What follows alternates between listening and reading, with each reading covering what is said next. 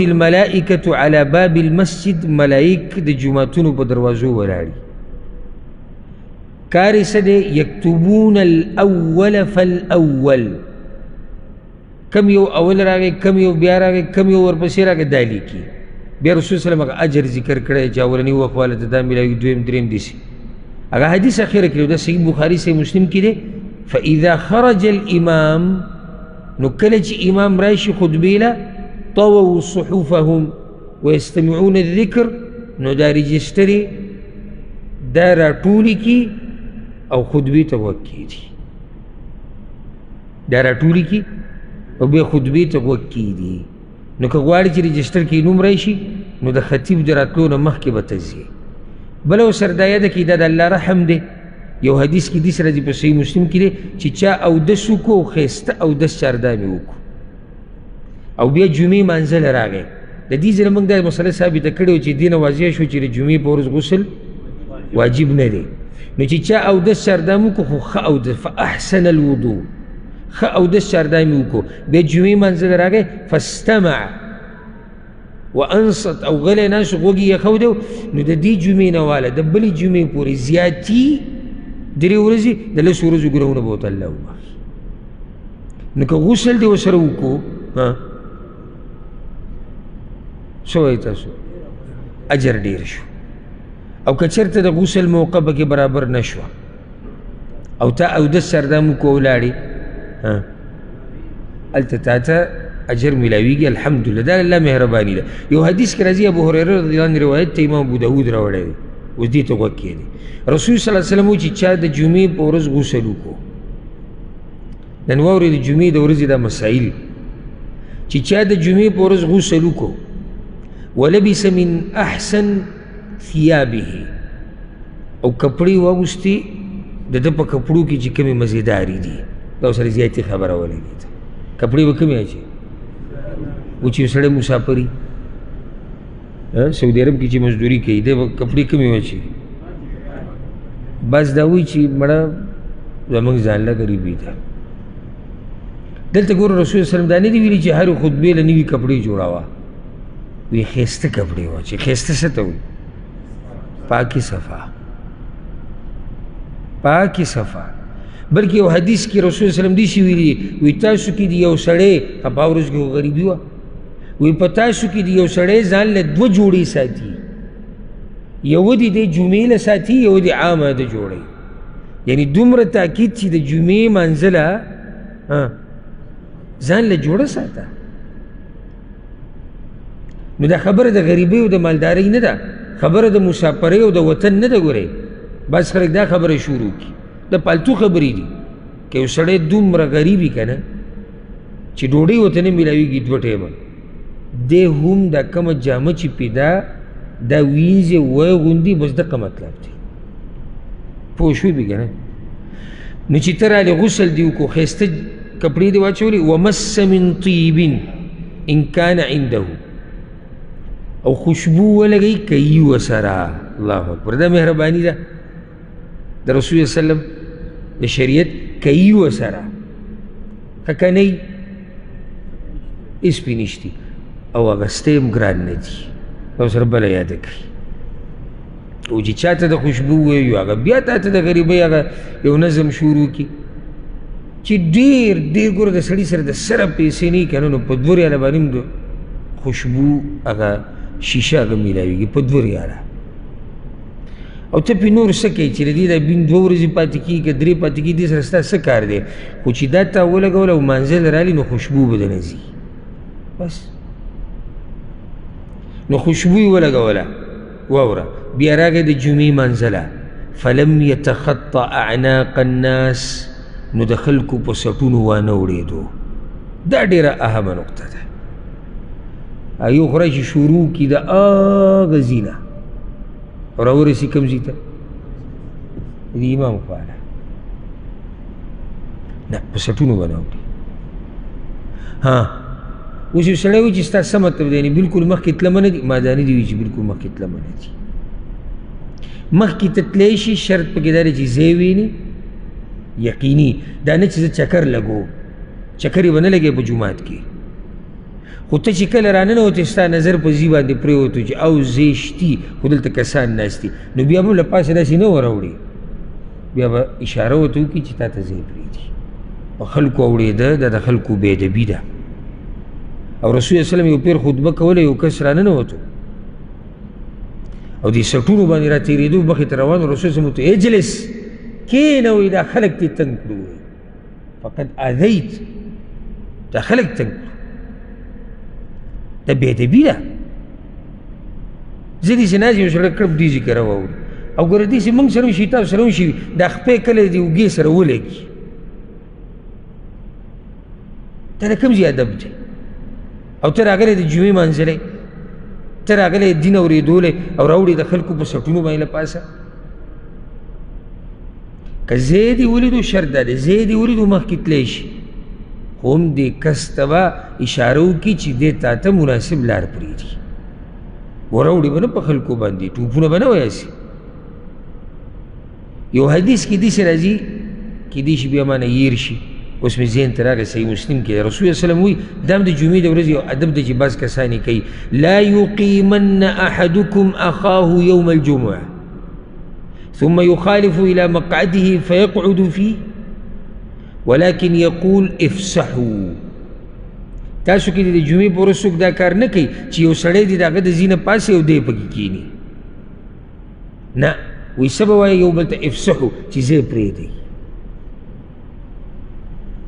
دا به هم هله وایي چې تا ته پته ولګېدې چې ګنجایش شتي بار بار درته وایم کله ګورې خلک داسې ناستي نو خلک به تنګې نه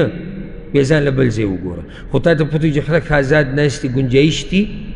نو یو کس د هغه د ځي نه مه پاسوه هغه د ځي حقدار دی اگر که هغه ستا نه په مقام او په شان کې کمزوری دی لکه اوس یو عالم دی غټ عالم دی او راغی د جمعې منزله او په دې اولني صف کې عامي ناست دی دله دا روا دي چې د عامي دغه ځي نه پاسوي نه دي روا مالته خو مولوي صاحب دی څه به ورسره کوو وختي به راغلی و دا به ورته ووایي دا به ځان له بله مسله جوړه کړي که دا ټکې دي ووایي مزه به دا وکړي چې را روانه خطبه احسان صاحب په تا پیټ کړي ټوله چې بعض بېادبه پیدا شوي دا حق دی که یو سړی عالم هم دی که یو سړی د شان او مرتبې نه ډېر اوچت دی خو چې بل مسلمان راغلی دی ځای نیولی دا دغه ځای دی ته به وختي راغلی وي که تا به په اولني صف کې ځان له ځای نیولی تا به چې د ډډې ځای ځان له نیولی وی که نه تا به ایسي ته کنډیشن ته مخې ته ځای ځان له نیولی وی نو چې اوس راشي او نور مسلمانان پاسې دا کېږي زموږ په علاقو کې یا خو دیني شخصیت وي اگر که چې کوم سړی دا کار کوي دی په خپله په دین صحیح پوه نه دی یا د مال نه مالداری نسب نه زوروري نو چې دی کله جومات ته راښکاره شي که نه او پلانې سیب او د سیب سره د اولني صف ولاسې پاسي او که دوی پانیسي نو سیب پې خفه کېږي مولوي صاحب مفتي صاحب چې دې مسلې نه خبر نه دي یا عمل کې کمزوري دي هغه به هم خفه کېږي نه چې ته رالې جومات ته که ډېر اوچت سړی او یو سړي ځان له ځای نیولی دی دا د الله بنده دی دا د ځای دی ته به یې تنګې نه د هغه ځینې به یې نه پاسې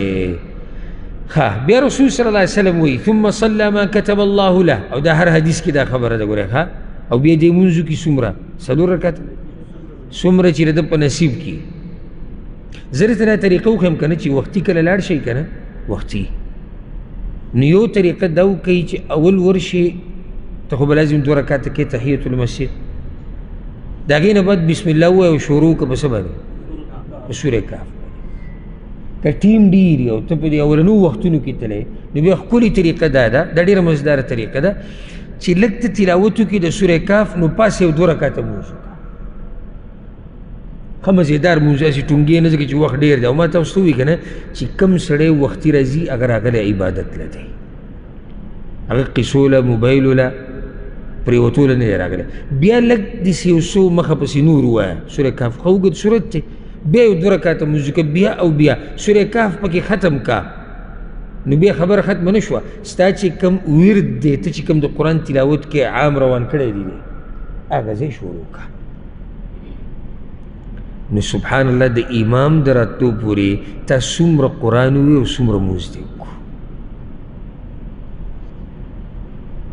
څومره اجر به الله تعالی درکړي. او هغه حدیث خو تاسو ته یاد دی که نه؟ رسول صلی الله علیه وسلم چې څوک مانځه ته ناست وي انتظار کوي،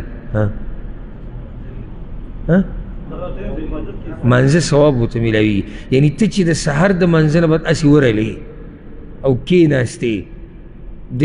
خطبې پورې تا ته داسې ثواب میلاوېده لکه ته چې د جمعې مونځ کوې. بیا رسول صلی الله علیه وسلم وایي او یې غوږ یې کېښو چې کله امام را خطبه وکړه كانت كفارة لما بينها وبين جمعته التي قبلها. نو دا به کفاره شي د دې جمعې نه واله شاته لاړ شه، هغه تېر شوي جمعې نه د دې جمعې پورې چې څومره ګناهونه د ده نه شوي دي هغه به الله رب العزت وبخي. بل حدیث والا اوس ابن اوس رضی الله عنه روایت ته رسول صلی الله علیه وسلم من غسل یوم الجمعه واغتسل، چا چې غسل وکړو ښه غسل یې وکړو. دا فضایل چې څومره بیانېږي دې سره اعمال ذکر دي چې دا اعمال دې نه کړی ګوره دغه اجر نه میلاویږي. نو غسل یې وکړو ښه غسل یې وکړو، اگر که دې کې نور وضاحتونه شته خو دی واضح دی. وبکر وابتکر او وختي لاړ او ښه وختي لاړ او پیاده لاړ په سورلۍ سور نه شو. دې نه مسله واضح شوه چې جمعې منزله پیاده لږ غوره دي او پیاده لاړ. زه بیا ګوره تاسو نه به تپوس کوم چې دې کې څو کار وکړه. او پیاده لاړ په سورلۍ سور نه شو. ودنا من الامام او امام ته نږدې کېناست. دا کیدای شي ممکنه ده؟ ولې ممکنه ده؟ بکر وابتکر او ښه وختي تللی دی. ها واستمع ولم یلغ او غوږ یې کېښودو خطبې ته او پالتوسه کارونه او خبرې پکې نه کولې. اوس اجر ته ګوره، الله اکبر الله اکبر. امام ترمذي او ابو داود امام نسائی راوړی، امام ابن ماجه راوړی، صحیح حدیث دی. کان له بكل خطوه، دی چې هر قدم دی جمعات ته علي الله بوله د یو کال د رجوع او د تهجد ثواب ورکوي.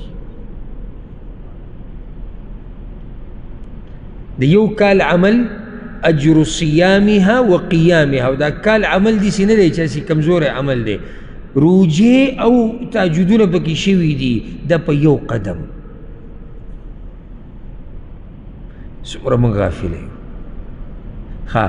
ته لاړې جومات ته نږدې ده او لس قدمه دې واغستو، لس کالو اجر، لس کالو عبادت. او کم عبادت؟ تهجد او روجې. یعنی عمل خو موږ هم کوو، که زموږ دا ته چاته ووایي چې داسې د یو کال نو زموږ څه عمل دی؟ خو دا هغه عمل دی چې دې کې روجې دي، دې کې تهجد دي، دا یو د نیکو اعمالو نه ډک کال دی. د دې کال د نیکو اعمالو اجر الله تعالی په یو قدم باندې درکوي. څومره مهربان رب دی. خو څه به کې د دې دپاره علي صاحب غسل یې وکړو، ښه غسل یې وکړو، وختي لاړ او ښه وختي لاړ او په سورلۍ نه پیاده لاړ. امام ته نږدې کېناستو. څلور امام خطبې ته غوږ کېښودو. پنځه کارونه. الله اکبر. چې دا پنځه کاره دې وکړو نو بیا اجرونه راټولونه. نو ځکه کوشش دا کوئ چې د جمعې منزله وختي ځای. د دې نه بعد چې کوم حدیث دی په هغې کې بیا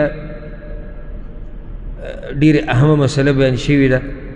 چې د جمعې مونځ ټیم کم یو دی، زوال نه مخکې کېږي که نه کېږي، دا به پرېږدو روان درس ته. بیا به سره دا مسله هم بیان کړو په روان درس کې چې په کلیو کې او په بانډو کې د جمعې مونځ کېږي او که نه کېږي.